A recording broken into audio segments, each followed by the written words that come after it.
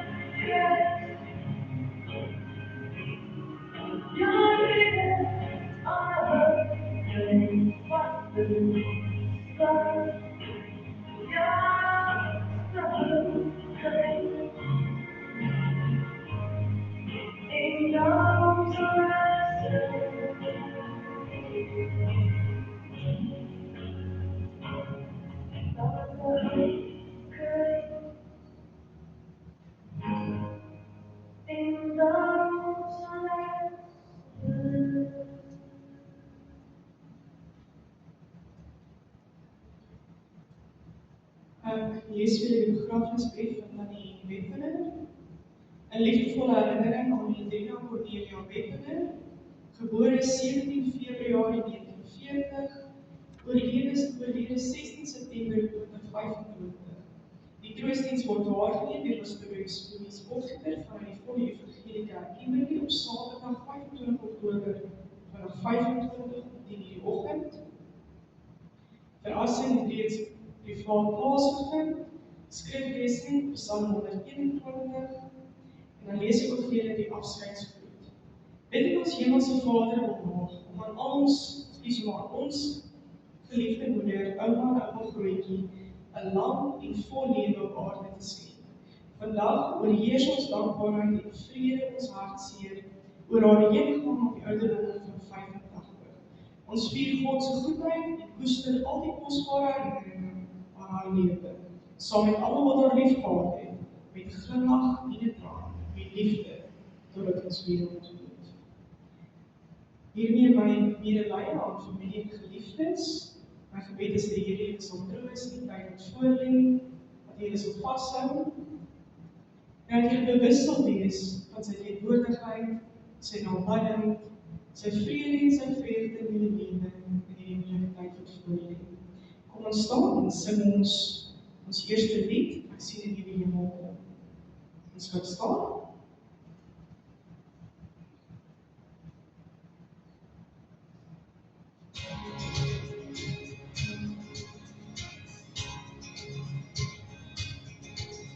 See the river that underneath in vain, deceiving but skillful for self open.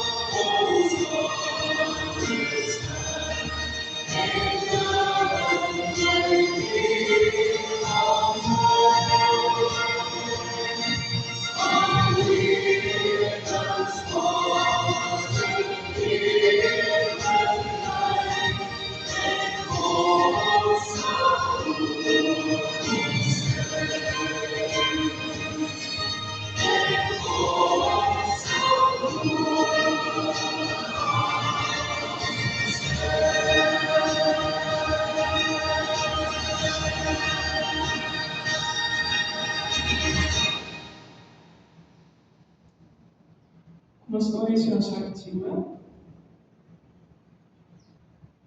Dankie Here dat ons vanoggend die groot voorreg het om 'n lewe te kan gedenk.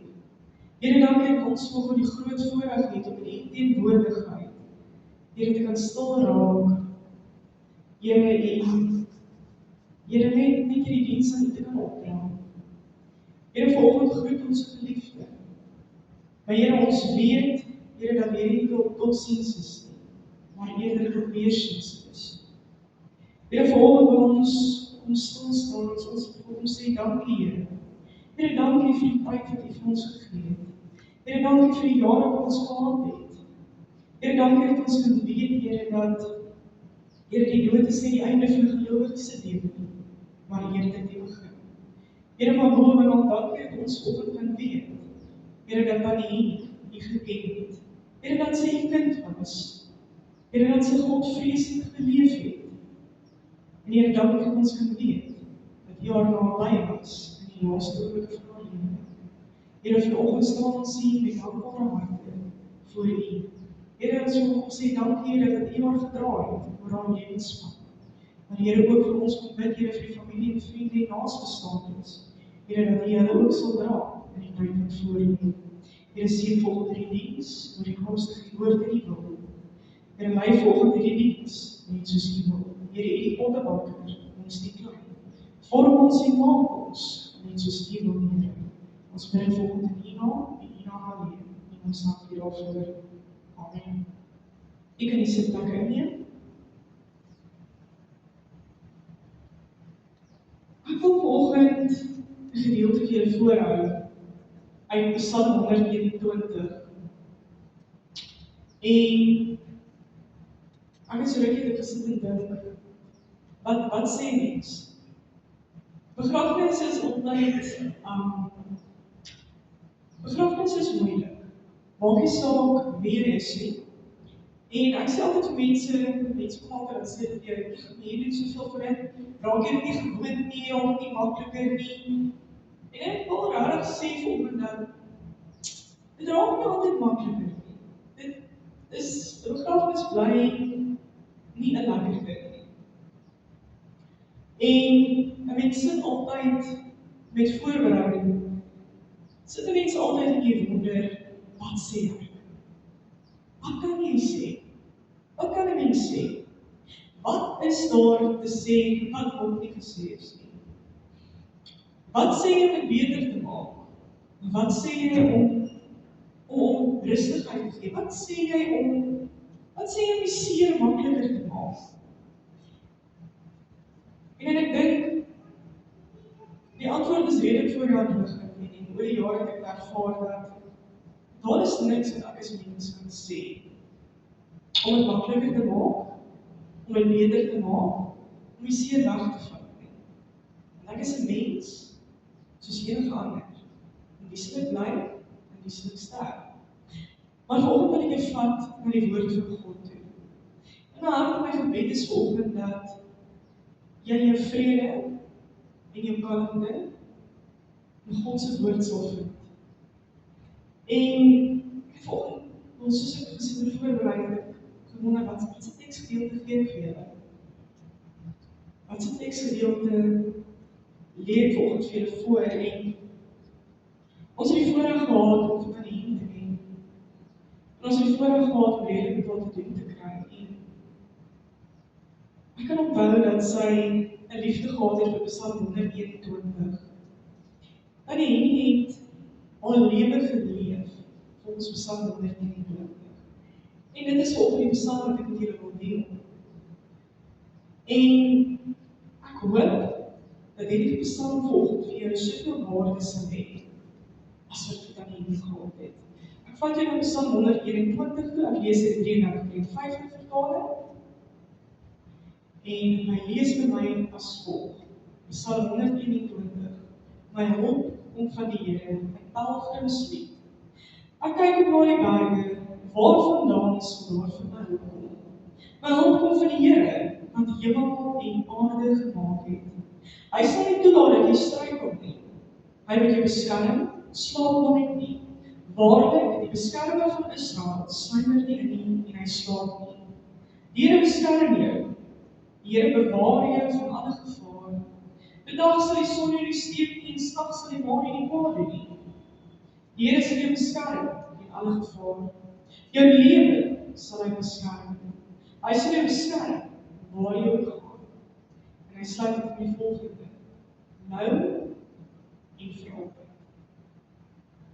En ek wil net vanoggend so 'n bietjie dieper kyk na Psalm 121. En wat ek altyd vir die gemeente leer is die volgende is, wanneer jy 'n teksgedeelte lees hom in konteks. Lees voor, lees na. Gaan kyk 'n bietjie na die konteks waar dit geskryf is, vir wie dit geskryf, wie dit geskryf, wat is die gebruik van die dag? En dit is wat ek graag vanoggend met jou wil deel. Nou, soos kyk in Psalm 121, hy begin met 'n pelgrimslied. En dit sê vir ons iets rondom die skrywer. Dit sê vir ons dat hierdie skrywer 'n pelgrim was. In ander woorde, hy was 'n reisiger.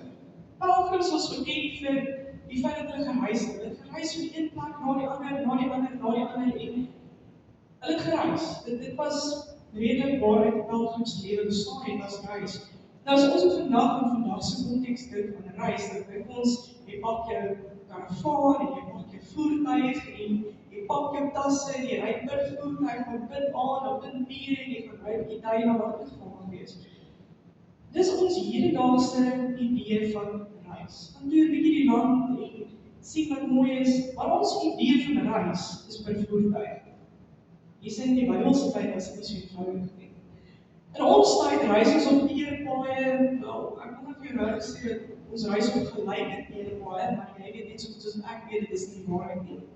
Ons teerpaaie is nie regtig meer gelyk, maar vir alle praktiese doeleindes, kom ons sê ons reis op gelyke paaie, as ons nie slaghawe is. Ons reis op maklike paaie per voertuig en as jy nou gelukkig is, het jy lig versorging in jou voertuig, en dis vir ons sê, dis ons idee van 'n reis.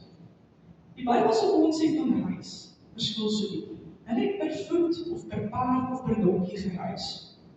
Nou hierdie pelgrim is bekend met die konsep van reis. Hulle reis vir dae aan by die een plek uit te kom. Vir ons is dit miskien as jy ver reis 'n paar ure se rit, miskien 30 minute, vir hulle was dit 'n dae uitstap, ons het 'n dae reis. En vir 'n pelgrim was hulle wel bekend met die gevare van die pad waarop hulle reis. Hulle was wel bekend met die gevare wat vir hulle voorlê. En hierdie pelgrim kom by 'n bergreeks. En vir een of ander rede moet hierdie pelgrim deur hierdie bergreeks reis, om aan die ander kant van hierdie bergreeks te kom, vir watter rede dit ook al mag wees. En hy kom op 'n stadium en hy staan so voor hierdie bergreeks en hy kyk op. In Psalm van vers 1 sê hy, ek kyk op na die berge, waarvandaan sal daar vir my hulp kom. En ek dink om te verstaan hoekom hy op die punt gekom het waar hy vir 'n splitsekonde gewonder het, waarvan daar vir hom hulp kom, wanneer hy so uitkyk na die berge. Bergreekse was bekend vir onbekendheid, wat in daardie bergreeks gelê het. Met ander woorde, om deur 'n bergreeks te reis, was dikwels gevaarlik, dit was onvoorspelbaar, dit was onbekend. Daar was altyd gevaar gewees van wilde diere wat in die berge skuil. Daar was die gevaar gewees van los rotse wat kon neertuimel. Daar was die gevaar van paadoeners en diewe wat in die berge skuil en wag vir iemand om daar neer te kom om hulle te oorval. So ja, die konsep van misdaad is nie 'n moderne konsep nie, kom van die Bybelse kant af. En hierdie pelgrim staan voor hierdie bergreeks en hy kyk op en hy besef, hy het nie 'n idee wat vir hom voorlê nie. Hy weet bergreekse is bekend vir hulle gevaar. Hy weet bergreekse is bekend vir die risiko wat daarin lê om deur hierdie bergreeks te loop. Hy staan voor hierdie bergreeks en hy besef hy het nie 'n idee wat hier binne van wag. En hy staan voor hierdie bergreeks en hy kyk op en hy die splitsekonde. Want is dit vir asof daar 'n effense vrees oorkom. Vir 'n splitsekonde is dit asof sy voet in sy skoene sink en hy kyk op en hy sê, ek kyk op na die berge, waarvandaan sal my hulp kom? En hy besef as wanneer ek hierdie bergreeks wandel hy alleen. Wie gaan hom help? Hy spring alleen. En hier in vers 2 kom sy vertroosting. Hy sê, my hulp kom van die Here, wat hemel en aarde gemaak het. Waarvandaan sal daar vir my hulp kom? My hulp kom van die Here, wat hemel en aarde gemaak het. Daar ontstaan 'n direkte kontras tussen vers 1 en vers 2. gemoed tussen vers 1 en vers 2. Vers 1 praat van, of spreek basies van 'n vinnige vrees, 'n moedeloosheid, 'n bekommernis. Wat wag vir my? Wie gaan my help? En hier in vers 2 is daar 'n sin van verligting, 'n sin van oorwinning, 'n sin van vrede, en 'n sin van kalmte, wat hy sê, my hulp. En eerder nie sê nie, maar proklameer, my hulp kom van die Here, wat die hemel en aarde gemaak het. So hier proklameer hy nie net dat sy hulp van die Here kom nie, maar hy gaan verder. En hy beskryf ook in dieselfde vers die grootheid van God. Nie enige Here nie, nie enige afgod nie, maar die werklike, ware, lewende God wat die hemel en aarde gemaak het. En dit is daar waar sy hulp vandaan kom. En in vers 3 gaan hy verder, hy sê, hy sal nie toelaat jy struikel nie, hy moet jou beskerm, slaap nooit nie. Hier proklameer hy die beskerming van God oor sy lewe, wanneer hy die onbekende betree. Waarlik die beskerming van Israel, sluimer nie. Hierdie God wat ons dien, hierdie God wat ons ingang en ons uitgang bewaar en beskerm, hierdie God is altyd daar. En sy oë is altyd op hom. En sy oë is altyd op ons. Ons God is nie 'n God wat te besig is nie, ons God is nie 'n God wat slaap nie, ons God is nie 'n God wat insluimer nie. Ons God is nie 'n God wat te besig is wanneer jy op jou knieë neerval en dan bid nie. Vers 5 sê, die Here beskerm jou en die Here bewaar jou van alle gevare, nie sekere gevare nie, maar alle gevare. Die Here bewaar en beskerm jou nie soms nie, hy beskerm jou altyd. Die Here is nie net partykeer daar nie, hy is altyd daar. Hy beskerm jou nie net nou en dan nie, hy beskerm jou teen alle gevare. En toe ek hierdie gedeelte lees, het besef ek, baie wat ons opteken vir 'n ding, het sy 'n polis, het sy versekering, het sy selfs jou motor se waarborg, is daar 'n klousule van wat uitgesluit is. Daai fynskrif. Hierdie polis of hierdie wat ek al dek nie 1, 2, 3. Dit is so fyn geskryf dat jy omtrent 'n vergrootglas nodig het om dit raak te sien. Op enige polis, enige versekering, enige ding wat ons uitneem, wat veronderstel is om ons gemoedsrus te gee, dan word dit bemark en geadverteer as iets wat vir ons gemoedsrus gee. Op alles in die lewe is daar uitsluitsels. Maar nie op God. Nie op God se belofte vir my en vir jou nie. Nie op sy beskerming vir my en vir jou nie. Vers 7 sê, presies vers 6 sê, bedag sal die son nie steek nie, en s'nags sal die maan nie kwade nie. So wanneer dit lig in jou lewe is, maar ook wanneer dit donker is. Wanneer dit goed gaan in jou lewe, is die Here daar. Wanneer dit sleg gaan in jou lewe, wanneer jy voel alles in jou lewe is donker, daar is die Here ook. Wanneer jy voel jou lewe is maanskyn en rose, daar is God. Wanneer jy voel jy sit in 'n diep donker gat en jy weet nie watter kant toe nie. Jy voel vir jou daar's nie lig aan die einde van jou tunnel nie. Daar is God ook. Vers 7, die Here is nie beskerm teen alle gevaar nie, herhaal hy. Herhaal homself op 3 daarop te plaas. Jou lewe sal hy beskerm. Hy is nie beskerm waar jy ook al gaan. Daar is nêrens waar jy kan gaan, waar God nie teenwoordig is. Ons dien 'n alomteenwoordige God. Nêrens waar jy jouself bevind, is God aanwesig. En dan sluit hy af met, nou en vir altyd. Hy beskerm jou nou, of vir die res van jou lewe. Dit wat in jou toekoms lê, dit weet God. Vir die uitdagings wat nog jou pad langs kan kom, waarvan ek en jy niks weet nie, daarvoor het God reeds gedoen. Ek toe weer die Psalm lees, en ek hom gaan uitlees, besef ek, hoekom dit aan die Here se gunsteling Psalm was. Ek besef opnuut hoeveel waarde daar in hierdie teksvers is. hoeveel waarde daar in hierdie psalm is. Want jy sien, soos wat hierdie pelgrim voor hierdie bergreeks gestaan het, vir 'n splitsekonde het vrees oorweldig. Al was dit nie vir 'n splitsekonde. Het vrees oorweldig. Staan ek en jy dikwels voor 'n lewe wat voor ons lê. Ons staan dikwels voor 'n môre. Ons staan dikwels voor 'n toekoms. Ons staan voor 'n nuwe week wat voor lê ons. Op die stadium staan ons eintlik van die jaar. En ek weet nie vir wie van julle sê dit op die waarheid, maar dan kyk jy terug na die jaar wat verby is en jy sê dan, soos ek, hierdie jaar wil ek nooit weer oor hê nie. En as jy nou 'n jaar gehad het waar alles jou getref het, en as jy voel dat jy daar was, soveel dinge wat in die jaar gebeur het, en jy hoor daar is 'n nuwe jaar op pad, kan ek nie help om voor die nuwe jaar te staan, soos die pelgrim vir die bergreeks, soos van dit sê, ek kyk op na die berge borstel en ons vandag kom. Wanneer jy voor die nuwe jaar staan en dink, oor 2-3 maande staan ons in 2026, 2026, wat wag vir my in die nuwe jaar?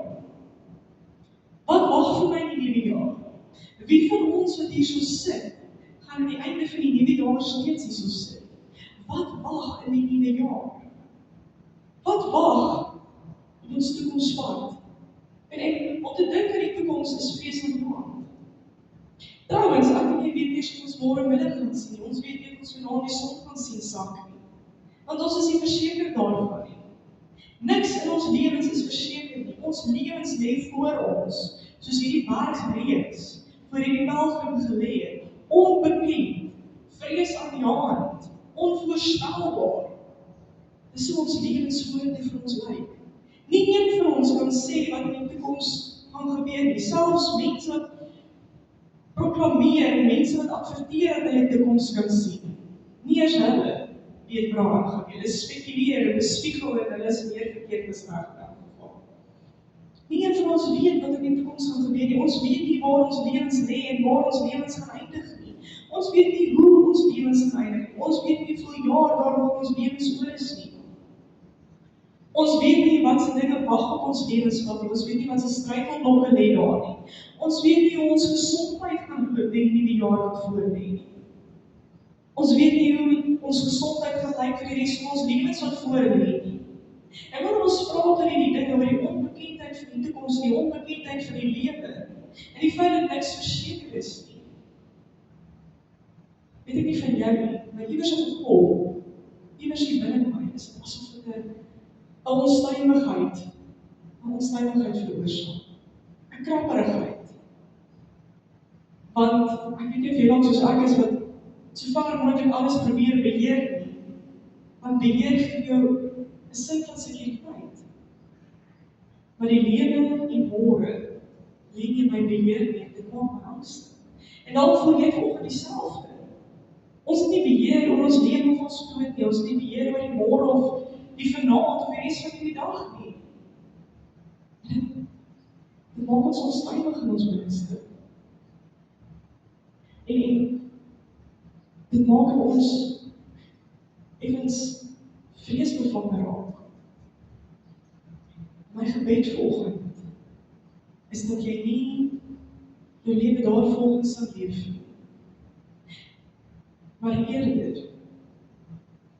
in die wete dat wanneer jy wonder waar jy hulp nodig het, dat jy onmiddellik, soos hierdie pelgrim sal besef, jou hulp kom van die Here, wat hemel en aarde gemaak het.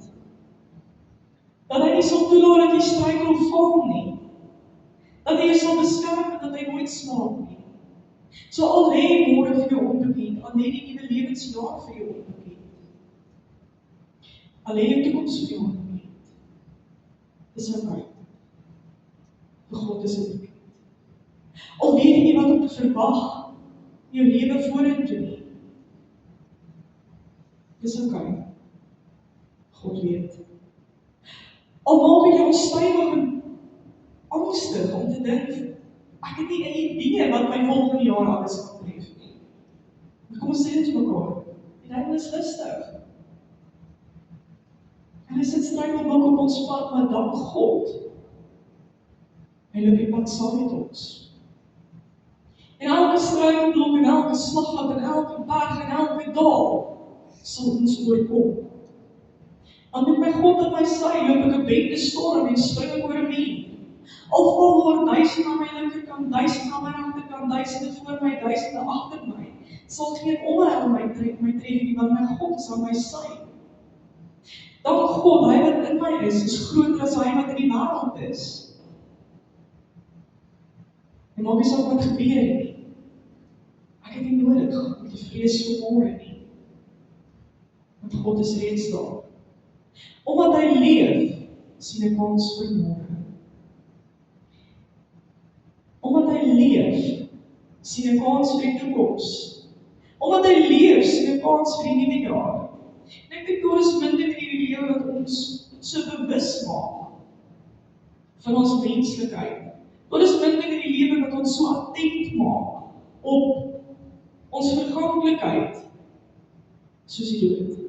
Dit is juist wanneer ons by die gedenkdiens van die geliefdes sit, soos ons vanoggend hier so sit, wat ons bewus raak, selfs van ons eie verganklikheid. Die dood van die geliefde forceer ons so half om bewus te raak van ons eie menslikheid. En forceer ons in 'n mate om die vraag te vra: wanneer is my dag? En ons wil dit nie bespreek nie, ons wil nie daaroor praat nie, want niemand wil praat oor die dood nie. Hy sê wonderlike ding. En dit klink snaaks om te sê die wonderlike ding. Hy sê wonderlike ding, jy hoor my uit. Ek en jy tree nie soos ongelowiges nie. Ons rou nie soos ongelowiges nie. Ons persepsie en ons realiteit van die dood verskil dag en nag van ongelowige. Want jy sien, vir my en vir jou is die dood nie tot siens nie, maar eerder tot weersiens. Vir my en jou merk die dood nie die einde nie, maar die begin van die ewigheid. Vir my en jou is daar niks om te vrees die dood nie, want Christus het die dood oorwin. 1 Korintiërs 15 vers 55 tot 57 sê, dood, waar is jou almal? Doderyk, waar is jou oorwinning? Dan gaan hy verder en hy sê, Christus het dit oorwin, die oorwinning lê in Christus. En daarom het ons nie vanoggend nodig om die dood te vrees nie. Maar ons het vanoggend nodig om onsself die vraag af te vra. Wanneer daardie dag kom, is ek gereed. Wanneer daardie dag kom, wanneer die waarskynlik oor my lewe blaas, en ek hierdie wêreld verander vir die ewigheid, is ek gereed. Daar is geen versekering in die lewe. Maar die een ding ek en jy volgens verseker weet. Ek en jy gaan ook 'n dag hê dat ons geliefdes so mekaar gaan kom. En dit gaan 'n dag wees wat ons lewens gedenk gaan wees. Die wanneer, die hoe, en die omstandighede daar rondom, dit is onbekend. Daar is net een ding in hierdie lewe wat verseker is. En dit is die dood. En ek het in die begin van die diens genoem dat ons talle begrafnisse, gedenkdienste, roudienste, wat ook al jy doen, die loop van 1 jaar alleen doen. Ek het talle verloor aan die veerheid hierdie jaar. Ek het absoluut talle verloor. So dit is 'n ding waarmee ons so gereeld te doen kry. Maar daar is my een ding wat uitstaan. Daar is 'n baie fyn lyn, of 'n baie groot verskil, kom ek stel dit so, tussen die afskeid van 'n gelowige en 'n ongelowige. En vanoggend is dit vir my so 'n groot voorreg om hierdie diens te lei, want dan hierdie nuwe moeder. Want ek weet dat sy Godvreesend geleef het, dat sy die Here lief gehad het, dat So die Here aangeneem het as 'n persoonlike verlosser en saligmaker net hierdie nog voordat ek gedagte was. Dat sy die Here geken het. En kan ek vanoggend getuig en sê dat daar is vanoggend by my geen twyfel dat sy die teenwoordigheid van Christus vandag gesien. En dat sy gelukkig is, daar waar sy is. En dat glo in my hart, dat as ons vanoggend vir haar die keuse moet gee om terug te kom, of om daar te bly, wil ek sê dat sy dit nie sal verruil vir enigiets. Maar sy was gereed. Die dag toe die Here haar kom haal, was sy gereed. Sy was gereed. Sy was gereed want sy het geweet waar sy gaan. En vanoggend wil ek net 'n oomblik stil staan daarby. Ons weet nie wanneer ons tyd is nie. My vraag aan jou is dit. Die dag wanneer jou tyd aanbreek, is jy gereed. Die dag wanneer jy hierdie wêreld verlaat, is jy gereed. Sal ons vir jou gedenkdiens kan staan en dieselfde kan sê. Sal jou geliefdes vir jou gedenkdiens kan staan en sê, daar is vanoggend met my geen twyfel. Sal jou geliefdes daai sekerheid kan hê, daai berusting kan vind dat jy die Here geken het in jou lewe.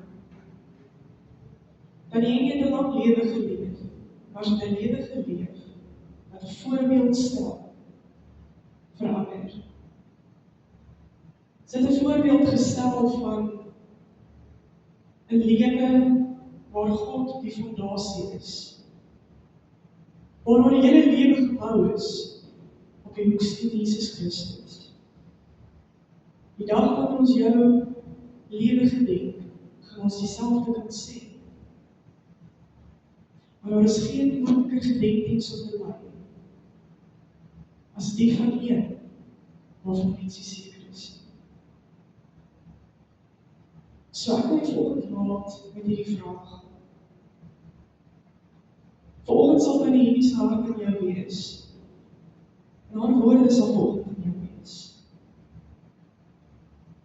En jy voel net die liefde wat sy vir haar familie en haar kinders, en haar kleinkinders, en selfs haar agterkleinkinders gemaak het. Sal sy vanoggend vir jou sê, maak seker jy is regtig. Want wow, dis nie dit werd. Dis sal vanoggend vir jou sê, dis nie dit werd. Dit is nie dit werd. So vanoggend laat ek jou met die vraag, is jy gereed? Wil jy hierdie oomblik neem om net vir jouself, daar waar jy sit, ek gaan nie 'n ding eers daarvan maak nie. Dis 'n saak tussen jou en God. Ek gaan nie vir jou op jou hand op te steek en vorentoe te kom nie, ek gaan nie dit doen. Maar dis 'n saak tussen jou en God. Maar wil jy nie vandag hierdie saak met die Here gemeen doen? Kom ons sit net so ons. Dankie Here dat ons volgens in U teenwoordigheid net kan stil sit rondom U woord. Here, dankie dat ons kan weet, soos wat hierdie pelgrimslied sê, ek kyk op na die berge, waarvandaan sal daar vir my hulp kom. Here, dat ons onmiddellik sal besef, my hulp kom van die Here wat hemel en aarde gemaak het. Here, dankie dat ons kan weet dat U nie sal toelaat dat ons struikel nie. Here, dat U ons beskerm en dat U nooit slaap nie. Here, dankie dat ons kan weet dat U ons sal bewaar van alle gevare en U nie seker is nie. Dankie dat ons kan weet dat bedags sal die son ons nie steek nie en snags sal die maan ons nie kwaad doen nie. Here, U is daar wanneer dit goed gaan. Here, U is daar wanneer dit minder goed gaan. Here, U is daar wanneer ons bekommerd is oor die môre. Maar Here, dank God, U is reeds in die môre. Dankie dat ons kan weet, U is reeds in die volgende jaar. Here, U is reeds lief vir ons. Here, vir elke uitdaging wat op ons pad lê. Here, daar in U reeds in ons bewerkstelling. Here, my gebed is ook, Here, dat U elkeen sal stil staan in Tebriel in hierdie gebou vanoggend. Here, dat U vanoggend met elkeen in Tebriel sal deel, net soos U kan. Here, die wat vanoggend hier so sit en Here besef, dalk is ons 'n bietjie werk wat ek moet doen. Here, dat U ons sal lei. Here, dankie dat ons kan weet, ons het nie 'n God wat ons het hier gelos en vergeet het en ons moet self uitwerk nie. Dankie dat ons kan weet dat ons 'n God het, wat ons soms self help, selfs help om na te staan. Dankie dat ons weet, ons het 'n God, en wat vir ons wys, waar daar werk te doen is. Dankie, Here, dat U ons ook help om daardie werk te doen. Here, my gebed is, Here, waar U ons nou vandag, dat ons gaan in liefde en vrede. Here, my gebed is ook, Here, stap U pad saam met familie en geliefdes en die vriende, hier aan voet. Here, ek bid dit in U naam en U naam alleen, en ons stap hier afvoer. Amen. Ek gaan kans gee vir die bedankings. Ek net laat Warren vir ons die bedankings kom doen.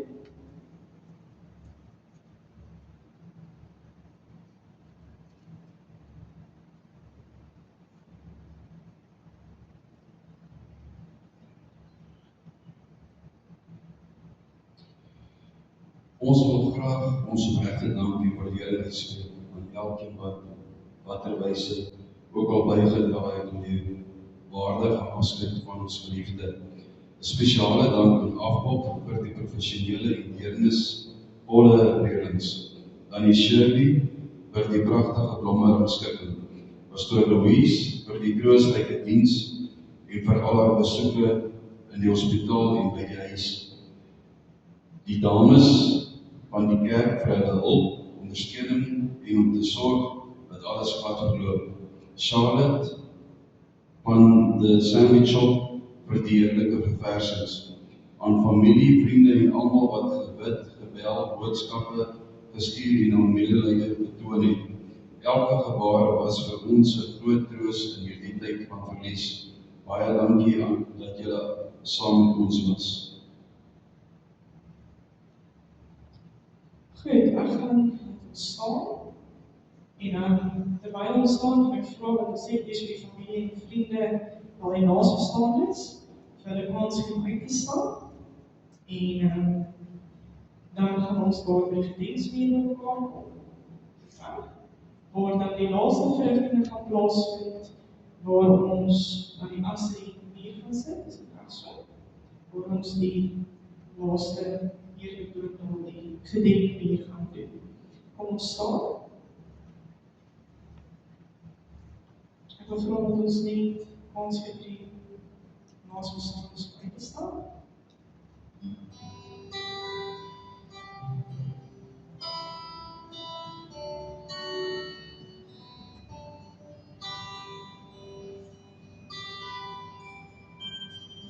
Vive over songs, golden to be. In a vivid light from in your heart, spicy. I feel my blackest sleep lungs you. Some all day feels. I sing a man from London.